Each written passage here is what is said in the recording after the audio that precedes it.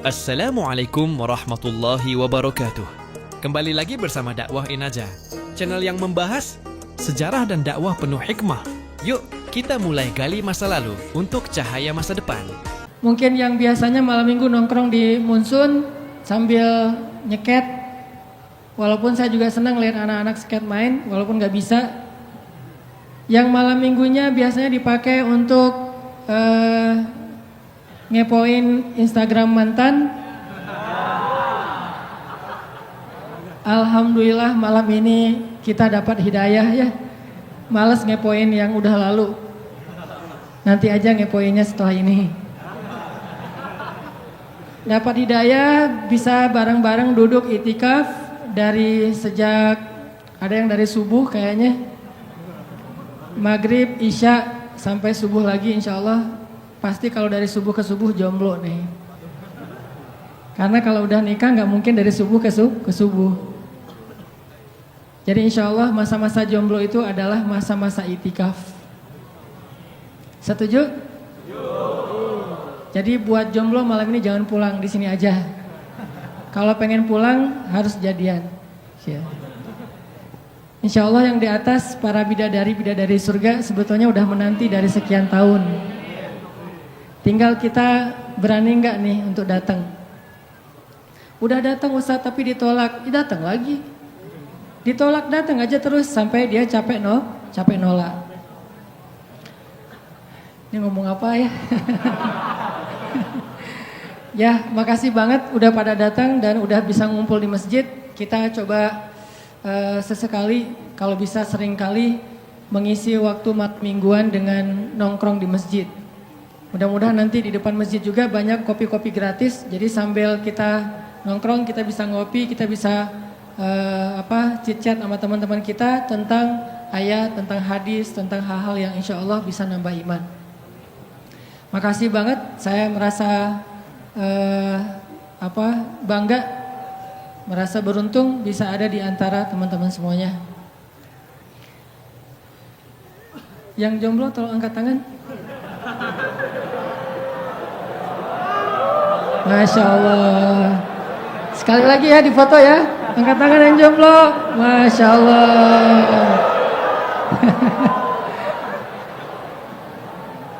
Yang udah bosan jomblo.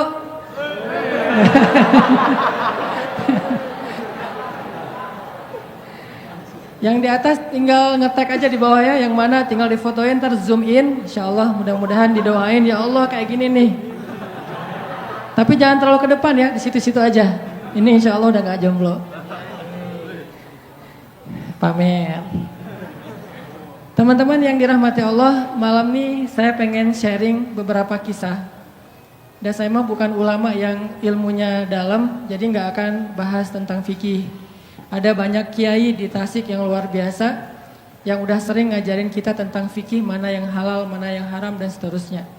Malam ini saya pengen sharing aja nih. Sharing kisah-kisah tentang orang yang dibela sama Allah. Kisah-kisah orang yang dibela sama Allah. Pernah gak dibela sama Allah? Pernah gak dibela sama mantan? Pas lagi reunian jalan nih, ketemuan sama teman-teman. Ada dia di situ. Terus ada yang iseng sama kita atau ada yang baper sama kita, dia belain. Lu nggak usah gitu, dia nggak seburuk yang lo sangka. Pernah nggak dibela sama seseorang yang kita pernah sayang? Yang ada di tikung ya.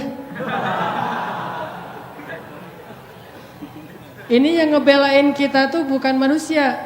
Dibelain sama orang tua pasti. Dibelain sama guru kadang.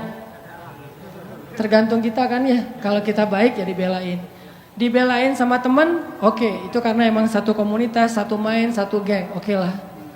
Tapi sekarang yang ngebelain kita Allah, pemilik alam semesta. Yang kalau Allah udah ngebelain kita, tiba-tiba kita jadi selebgram langit.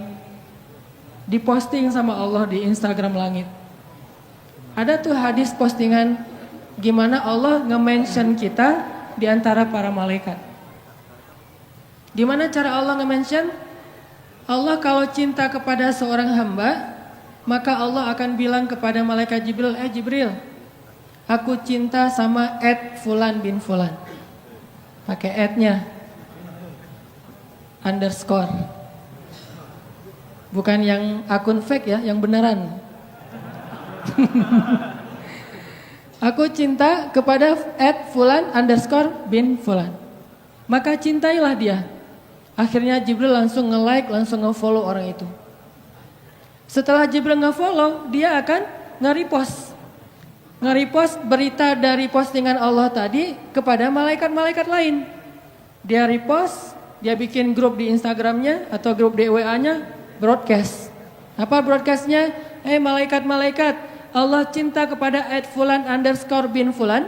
Aku juga mencintainya, maka cintailah dia. Tiba-tiba semua malaikat nge-following dia. Followersnya nambahnya, statistiknya tuh naik drastis. Yang tadinya cuma 1.000-2.000 sekarang 1,3 juta. Cie. Baru juga segitu. Di follow sama para malaikat. Kalau yang nge-follownya manusia, biasa. Yang luar biasa, yang follow itu adalah istri. Jadi nggak usah banyak-banyak sampai 1,3 juta. Kalau nggak ada istri satu pun buat apa ya? Mending follower 1 istri. Instagram sepi, nggak ada postingan. Karena postingan semua rahasia. Ya. Kalau ada postingan yang masih bisa dipublish, berarti statusnya masih sendiri. Begitu berdua, semua jadi di-lock, nggak bisa masuk lagi karena sudah harus disensor. Nggak ngerti ya? Nikah dulu. Malaikat nge-following dia tuh, tiba-tiba jadi selebgram langit. Udah gitu malaikat juga semuanya pada nge-repost, masing-masing nge-repost kepada siapa? Kepada makhluk yang berada dalam tanggungan atau kerjaan malaikat. Malaikat di laut akan bilang kepada semua ikan, sesungguhnya Allah mencintai fulan underscore bin fulan. Jibril juga mencintainya, malaikat juga mencintainya, maka cintailah dia. Sehingga tiba-tiba seluruh hamba Allah Subhanahu wa taala kecuali jin ataupun syaitan, semuanya akan nge-follow dia dan mendoakan dia dengan doa-doa yang baik. Bahasa sosmednya semuanya bakalan nge-like. Ini orang yang dibela sama Allah. Nah, pengen gak teman-teman jadi orang yang dibela sama Allah? Dibela sama teman kan kita merasa bahagia banget ya. Oh ternyata dia bela gua gitu. Gimana yang ngebelanya? Allah. Ketika kita punya masalah sama seseorang, Allah yang akan ngedukung kita. Kata Allah, aku sama dia deh, gak sama kamu. Kita datang ke calon mertua. Kita bilang, Pak, Assalamualaikum, Waalaikumsalam. Saya pengen menyampaikan niat baik. Oh ya, ada apa dek? Saya pengen menyempurnakan agama. Gimana? Saya pengen nikah. Oh bagus itu dek. Dengan anak bapak. Nah itu kurang bagus dek.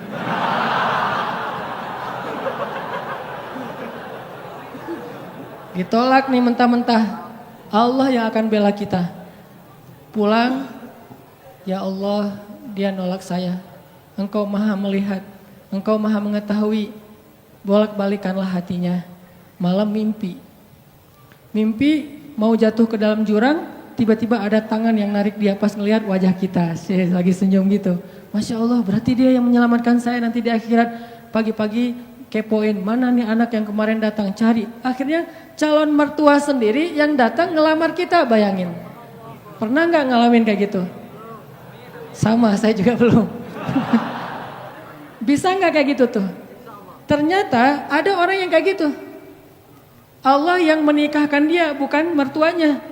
Dan mertuanya masih bingung, tapi Allah sudah mantap. Siapa yang kayak gitu? Ali dengan Fatimah. Sebelum Nabi menikahkan Ali dengan Fatimah, Allah sudah menikahkan Ali dengan Fatimah di langit. Itu kata Nabi. Wahai Ali, berbahagialah sebelum aku nikahkan engkau, sesungguhnya Allah dan Allah sudah menikahkan kamu dan Fatimah di langit.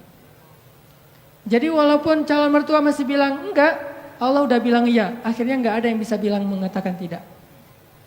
Kun fayakun. Apa yang Allah kehendaki pasti akan terjadi. Enggak mungkin meleset. Kalau kita baca cerita gimana Ali sama Fatimah, nih sharing cerita pertama. Ali itu sebetulnya ada hati sama Fatimah. Udah lama nih dikecengin nih Fatimah. Dari sejak kecil udah bareng kan. Main bareng, petak umpet bareng. Pokoknya masak-masakan bareng. Kalau anak kecil zaman dulu kan main jadi suami istri, bapak ibu gitu ya, naik motor-motoran berdua, padahal adik kakak atau sepupuan. Fatimah sama Ali itu sepupuan. Dari kecil juga Ali udah ngecengin Fatimah. Cuman kan Ali orang yang terhormat. Setelah dia balik, Fatimah udah balik, udah nggak mau lagi ngeliat-liat. Kalau waktu kecil biasalah anak kecil juga main, Fatimah, Ali gitu. Akhirnya pas udah usia remaja, Ali mulai makin yakin, makin tertarik sama Fatimah. Cuman gak pede. Siapalah saya, kata Ali. Cuman anak orang miskin yang numpang tinggal di rumah Fatimah. Kan Ali dari kecil tinggalnya di rumah Fatimah, di rumah Khadijah.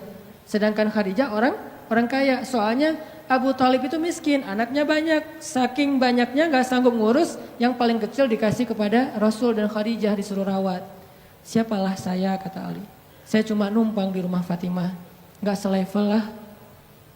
Jadi saya gak mau berandai-andai. Walaupun hati gak bisa bohong kan. Pengen sih tapi gak berani difikirkan. Saya gak berani berandai-andai. Kata teman-teman yang segeng sama Ali tuh, yang suka main sama Ali. Udah Ali coba dulu, siapa tahu berhasil. Kan kalau kita belum coba belum tahu. Udahlah gak usah bahas yang kayak gitu lagi. Jadi baper. Kalau bahasa kita mah ya. Lagi mikir Fatimah pengen datang, lagi nabung, lagi usaha gitu biar bisa bayar mahar. Tiba-tiba dapat berita yang bikin hati langsung yang bikin Ali langsung patah hati gitu. Baper berat. Apa beritanya? Abu Bakar datang melamar Fatimah. Ini berat nih saingannya. Abu Bakar. Ada yang susah bolak-balik telapak tangan? Susah nggak ada kan ya? Gampang banget kan? Segampang itulah, bahkan lebih dari itu buat Allah untuk yuqallibul qulub, membolak-balikan hati. Buat teman-teman ya yang di sebelah selatan masjid, mohon bersabar, jangan memaksa masuk supaya semuanya nyaman. Kan ayatnya berlapang-lapanglah dalam majelis. Jadi berikan tempat untuk orang yang sudah masuk duluan, mudah-mudahan yang di luar dapat pahala lebih karena bersusah payah untuk datang dan ternyata tempatnya agak jauh di mata. Enggak, blunder. Aneh. Oke, lanjut. Lupa Buat Allah membolak-balikan hati itu lebih gampang dari kita ngebolak-balikin tangan kita. Gampang banget nih. Jadi nggak ada yang di mata Allah atau dalam persepsi Allah ada hati yang kayaknya nih susah banget nih dibolak-balik. Jadi kamu mending nggak usah ke situ lagi deh. Saya juga kewalahan ngebolak-balik hati dia. Enggak, mudah. Terus kenapa ada yang dibiarkan, ada yang dibalikan hatinya? Karena ada yang pantas, ada yang tidak pantas. Jika kita sudah punya kepantasan, Allah akan balikan hati kita kepada kebaikan. Allahumma habib ilainal iman wa zayyinhu fi qulubina. Wa karrih ilainal kufra wal fusuqa wal isyan waj'alna minar rasyidin. Hafal doa itu? Nanti cari di YouTube lah ya. Ya Allah, jadikan kami cinta kepada amal soleh dan jadikan rasa cinta itu indah di dalam hati kami. Jadikan kami benci kepada dosa dan jadikan kami termasuk orang-orang yang mendapat petunjuk. Allah bolak-balikan. Gitu juga dengan hati calon mertua. Gimana pun dia ngeblok, nggak boleh masuk lah, gerbangnya digembok segala macam. Cuma gerbang. Mau 1000 lapis gerbang, kalau hatinya dibalikin, hilang semuanya tuh. Gampang banget kan? Buktinya malam ini nih. Allah membolak-balikan hati kita. Yang tadinya punya macam-macam rencana pada malam minggu, akhirnya Allah balikan hatinya, udah ke Masjid Agung aja deh. Bukan karena saya, bukan karena pemuda hijrah, bukan karena teman-teman panitia, tapi karena Allah mengikat hati kita, mengarahkan hati kita untuk bisa datang ke masjid. Sehingga ribuan anak muda tiba-tiba memakmurkan dan meramaikan majelis ilmu. Kalau di ribuan orang aja bisa Allah bolak-balikan hatinya, apalagi cuma satu orang. Ya, ada berapa ribu sekarang? 15.000? Lebih nih Masjid Agung ini daya tampungnya berapa? 10.000 ya? Sampai keluar. Berarti sekitar 20.000. Ini benar-benar sesuai dengan yang dulu banget saya harapin 2 tahun yang lalu bisa ngalahin Tomorrowland. minimal DWP lah ya. Bisa ngalahin DWP atau kalau bisa Tomorrowland. Saya pernah kemarin tuh acara taklim di Pekanbaru, An-Nur, yang datang sekitar 25.000 anak muda di depan masjid penuh. Malam yang sama ada acara juga di mall, tapi acaranya sepi, yang taklimnya rame. Masya Allah. Habis itu baru ke mall. Tetap aja sama-sama rame. Intinya teman-teman, mudah buat Allah. Sama kayak Allah membolak-balikan hati Nabi Muhammad, mertuanya Ali bin Abi Thalib. Padahal udah yang datang itu kurang keren apa coba? Abu Bakar. Secara fisik terkenal Abu Bakar itu orangnya putih, nggak terlalu gemuk, jadi badannya tuh bagus. Terus orangnya dermawan, akhlaknya paling mulia, dan nggak pernah syirik sejak zaman jahiliyah. Di antara sahabat Nabi yang gak pernah melakukan dosa syirik sejak zaman jahiliyah, Ali dan Abu Bakar. Malah Abu Bakar tuh waktu kecil pernah diajak sama ayahnya untuk nyembah patung. Begitu ayahnya selesai ibadah nyembah patung pergi, itu patung diludahin sama Abu Bakar. Dilemparin kotoran sama Abu Bakar. Apa sih lo patung doang masa disembahin? Kalau lo bisa balas gua, coba lo balas, dilemparin. Ternyata gak balas. Dari kecil juga Abu Bakar itu udah gak pernah syirik. Orang yang sangat terjaga, hanif. Dan julukannya juga sama dengan julukan Nabi Ibrahim, Siddiq. Wadhkur fil kitab Ibrahim innahu kana siddiqan nabiyya. Ibrahim Siddiq, Abu Bakar Siddiq, sama nih. Bahkan Nabi sering membandingkan Abu Bakar sama Ibrahim. Engkau wahai Abu Bakar seperti Ibrahim. Engkau wahai Umar seperti Musa. Ya iyalah Umar ya. Musa kan gak sengaja Noel orang langsung meninggal kan ya. Ngelihat Bani Israel agak ramai gitu, lagi mau gelut sama orang Kipti. Karena Musa kasihan kepada Bani Israel yang lemah, akhirnya dia cuma ditakol dikit lah si orang Kipti ini teh. Cuma apaan sih lo? Meninggal. Belum diginiin, baru gini doang coba. Jadi kalau dulu ada ultimate fight, kayaknya Musa tuh juara bertahan tuh. Nah kalau di zaman Nabi orang kayak Musa, Umar, Jawara, Quraisy. Kalau ada yang macam-macam sama Umar, lo berani sama gue. Nih lo lihat nih. Nggak ada yang berani sama Umar. Kalau lo pengen istri lo jadi janda, anak lo jadi yatim, lo tunggu gue di belakang gedung itu. Gedung, bukit, nggak ada gedung dulu teh. Nggak ada yang berani nungguin Umar, lancar aja tuh hijrahnya. Artinya Abu Bakar tuh sering bandingkan kayak Ibrahim. Terus dengan Nabi akrab banget tuh Abu Bakar. Jadi kayak soulmate-an berdua tuh. Belum dapat risalah Islam juga, Nabi itu kalau jalan sama Abu Bakar jalan yuk kemana, ngopi kalau bahasa kita teh, ngopi sama Abu Bakar berdua. Dari zaman sebelum Islam juga Nabi itu dalam tanda petik udah sering ngopinya sama Abu Bakar.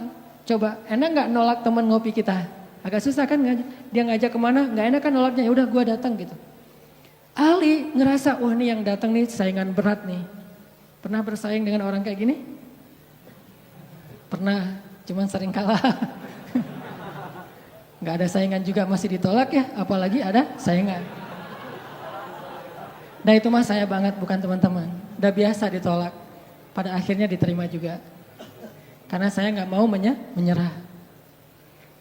Datang Abu Bakar, mau ngelamar Fatimah. Ali pas tahu berita itu, ya udahlah berarti pupus harapan. Hashtagnya berhenti aja. Udah gak bisa ngapa-ngapain. Tidak lama kemudian setelah Abu Bakar lama di rumah Nabi terus pulang, Ali merhatiin wajah Abu Bakar, nih wajah diterima atau wajah ditolak nih. Ternyata dapat kabar Abu Bakar ditolak sama Nabi. Yes, kata Ali.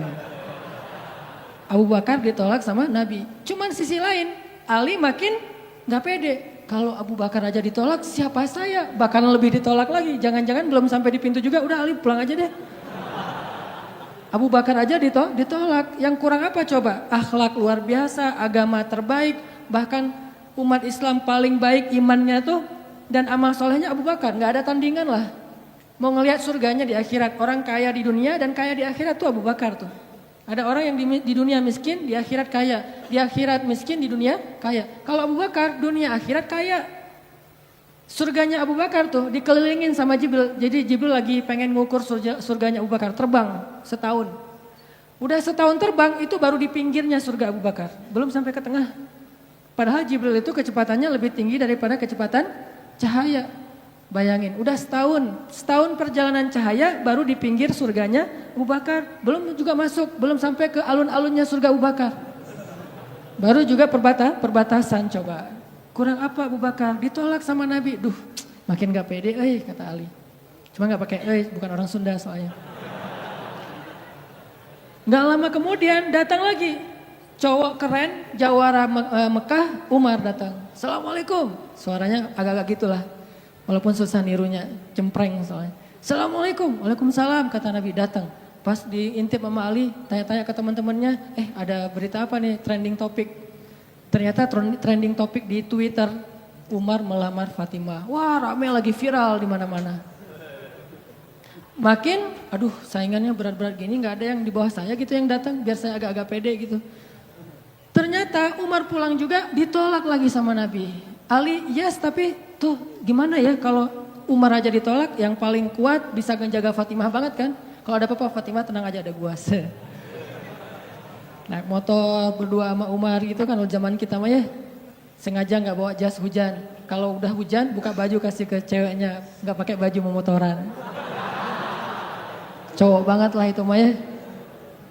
Pulang-pulang sampai ke rumah minum antangin. Umar tuh jawaranya. Nabi kan pasti tenang banget ngasih anak ke orang kayak Umar. Keluar dia singa, di dalam dia kucing Anggora. Maksudnya apa? Dia tuh gak pernah kasar sama istrinya. Walaupun dia keras kepada musuhnya. Kalau dimarahin istrinya, diem aja. Udah selesai dimarahin, udah. Ya udah pergi. Nyari teman. Mau curhat habis dimarahin istri. Pergi ke rumah Nabi. Pas di depan rumah Nabi kedengaran dari dalam, Nabi juga lagi dimarahin istrinya. Nabi juga diem aja. Ini teladan orang-orang soleh. Jadi yang keren tuh bukan yang gampang marahin istri, tapi yang gampang dimarahin istri. Setuju yang di atas?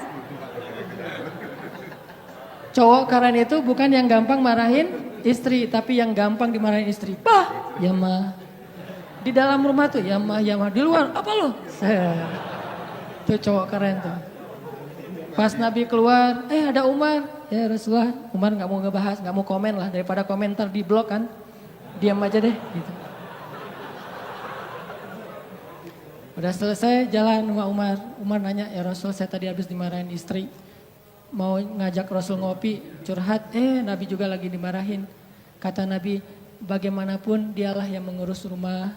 Dia yang mengurus aku, keluargaku. Nabi nyebutin kebaikan-kebaikan istri. Gak mau nyebutin, dasar emang perempuan emang kayak gitu ya. Saya tuh Nabi loh, masa Nabi dimarahin? Kamu paham gak sih perasaan aku gitu. Enggak, Nabi gak ngomong kayak gitu. Nabi cuma membicarakan kebaikan istrinya. Umar yang datang ditolak. Akhirnya Ali udahlah, mau kayak gini mah kayaknya udah gak mungkin deh. Abu Bakar ditolak, Umar ditolak, berarti ada standar di atas mereka berdua. Yang kaya raya ditolak, yang paling eksis berpengaruh, jawara ditolak. Nah saya gak punya dua-duanya. Masih kecil soalnya, nanti kalau dia udah dewasa, Ali emang jawara juga tuh. Malah gladiatornya Nabi kan. Ketika orang gak berani menantang seorang musuh, Ali yang berani. Saya Rasulullah, Ali itu. Akhirnya Ali diam-diam aja, udah gak mau ngebahas lagi tentang Fatimah. Udah aja tutup bab tentang Fatimah. Sekarang yang lain aja deh. Tapi teman-temannya ngegojlokin terus. Ali. Kalau bahasa kita, jomblo gitu. Dibully terus. Ustadz posting bully. Teman ngomong gak bully. Pokoknya bully nasional aja. Karena dibully-bully terus, akhirnya Ali memberanikan diri, ya udah datang deh bertamu. Pokoknya malam ini diterima, ditolak, walaupun kemungkinan besar ditolak, saya harus datang dulu nih sama Nabi. Beraniin diri, gak usah majang mikir, datang. Assalamualaikum, waalaikumsalam. Ali masuk. Nabi kan senang banget sama Ali ya, kesayangan Nabi banget lah pokoknya Ali itu. Duduk, ada apa Ali? Enggak, cuma pengen silaturahim. Gak ngomong apa-apa coba. Cuma pengen silaturahim. Nabi sehat, mau diambil air hangat, pokoknya gitu-gitu aja. Ali ada apa? Enggak ada apa-apa ya Rasulullah, cuma kangen aja pengen duduk sama Nabi. Kayak gitu aja terus. Lama-lama Nabi kan paham. Dan Allah yang kasih wahyu. Ali, kamu gimana sama Fatimah? Langsung, Fatimah. Kebayang gak sih perasaan kita tuh sama orang yang kita kayak udah ngeklik banget, udah habis-habisan, pokoknya kalau gak dia saya mending gak usah nikah deh, gitu ya. Kalau gak dia mending saya jomblo aja seumur hidup. Kalau gak dia mending saya bunuh diri aja. Udah gitu bunuh dirinya gak mati lagi kesangkut di tiang listrik. Ali itu udah, hatinya tuh udah kena banget sama Fatimah dan itu karena Allah yang mengikat hati mereka berdua. Pas Nabi bilang gitu, Ali langsung curhat. Ya Rasul, ya saya pengen, tapi saya nggak punya apa-apa. Kata Rasul, kamu punya apa? Saya di rumah tuh cuma punya 3 barang. 1 pedang, 1 onta, 1 baju besi. Nggak punya emas, nggak punya apapun. Kata Nabi, kalau pedang kamu butuh untuk berperang. Onta kamu butuh untuk mengangkut air. Ya udah deh baju besi aja, bawa ke sini baju besinya. Untuk jadi mahar buat Fatimah. Beneran Rasul baju besi? Itu bajunya besi loh Rasulullah, bukan yang tangan kayak gitu apa cincin. Gak apa-apa kata Rasulullah. Keluar Ali, Allahu Akbar, Allahu Akbar. Orang-orang pada heboh. Langsung muncul lagi trending topik hashtag Ali diterima. Coba, kata Nabi, wahai Ali, bergembiralah, berbahagialah. Sesungguhnya sebelum aku menerima kamu, Allah sudah menikahkan kamu dengan Fatimah di langit. Ini orang yang dibela sama Allah. Apa rahasianya?